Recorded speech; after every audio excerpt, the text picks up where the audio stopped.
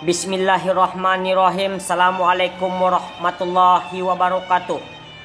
Dari 10 triliun dana BRG dan Kabupaten Kepulauan Meranti, hampir saja 6 miliar. Siapa yang bertanggung jawab atas kegagalan kerja BRG?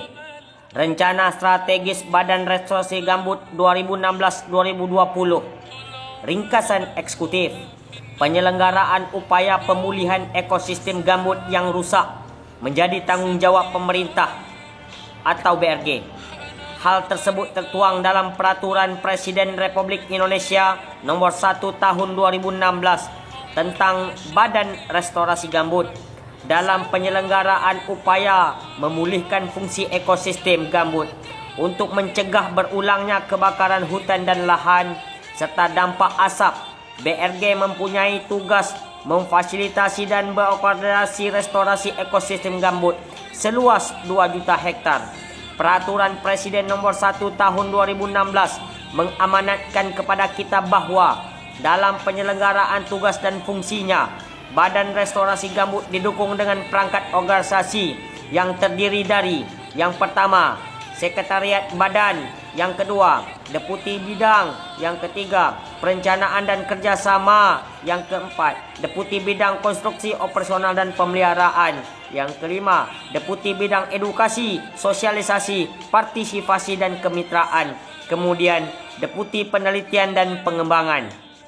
Berdasarkan isu-isu strategis di internal dan eksternal BRG, lingkungan strategis BRG dapat dipetakan menurut kekuatan, kelemahan, peluang, dan ancaman yang ada.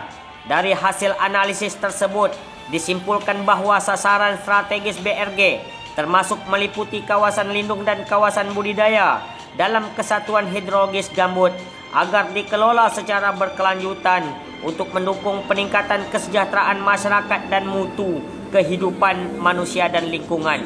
Badan Restorasi Gambut bertugas mencapainya 3 sasaran restorasi. Yang pertama, tentang pemulihan hidrologi vegetasi dan daya dukung sosial ekonomi ekosistem gambut yang terdegradasi, perlindungan ekosistem gambut bagi penyangga kehidupan, penataan ulang pengelolaan atau pemanfaatan ekosistem gambut secara berkelanjutan. Dari tugas tersebut, objek yang dikelola oleh BRG adalah Kesatuan Hidrologi Gambut atau KHG. Pengelolaan ekosistem gambut bertujuan untuk mencapai multi manfaat, yaitu manfaat ekonomi, sosial, serta ekologi. Mengacu pada tujuan itu, rumusan program yang menjadi tanggung jawab BRG adalah program fasilitasi dan koordinasi restorasi gambut di 7 provinsi. Sasaran yang ingin dicapai dari pelaksanaan program adalah percepatan pemulihan ekosistem gambut di 7 provinsi untuk diberikan pemanfaatan dan berkelanjutan bagi kepentingan ekonomi, sosial, dan ekologi. Upaya pencapaian sasaran program serta pencapaian indikator kerja program akan dilaksanakan melalui 5 kegiatan. Setiap kegiatan menggambarkan pelaksanaan tugas dan fungsi dari masing-masing kedeputian di lingkup BRG. Kegiatan di lingkup program BRG terdiri dari kegiatan Sekretaris Badan dalam dukungan fasilitasi administrasi, operasional dan pengelolaan keuangan, kegiatan Deputi Bidang dan Perencanaan dan Kerjasama, kegiatan Deputi Bidang Konstruksi Operasional dan Pemeliharaan, serta kegiatan Deputi Bidang Edukasi, Sosialisasi, Partisipasi dan Kemitraan.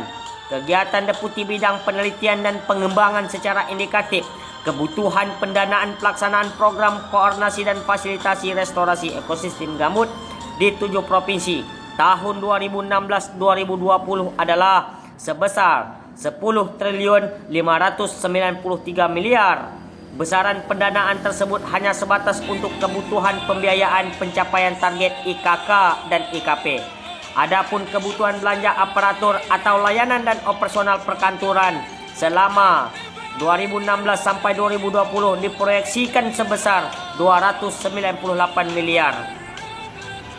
Dengan demikian, total kebutuhan pendanaan pelaksanaan program restorasi gambut 2016-2020 adalah sebesar 10 triliun 936 miliar.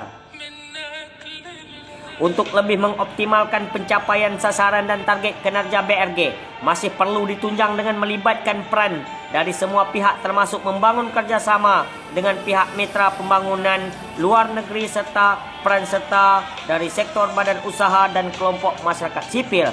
Namun yang terjadi adalah bahwa pembangunan BRG terkait tentang perekonomian, terkait tentang sekat kana, terkait tentang pembibitan mangrove, terkait tentang pembibitan rumbia dan kayu alam, serta persoalan-persoalan yang lainnya melingkup tentang persoalan yang sama sekali pembangunan yang dilakukan BRG tidak berdampak sama sekali terhadap masyarakat, dan itu pun telah dilakukan kerjasama dan bermitra dengan pihak kampus selaku akademisi. Ini adalah laporan yang terus kami sampaikan kepada Presiden Republik Indonesia agar bisa menyikapi secara seksama. Terima kasih. Wassalamualaikum warahmatullahi wabarakatuh.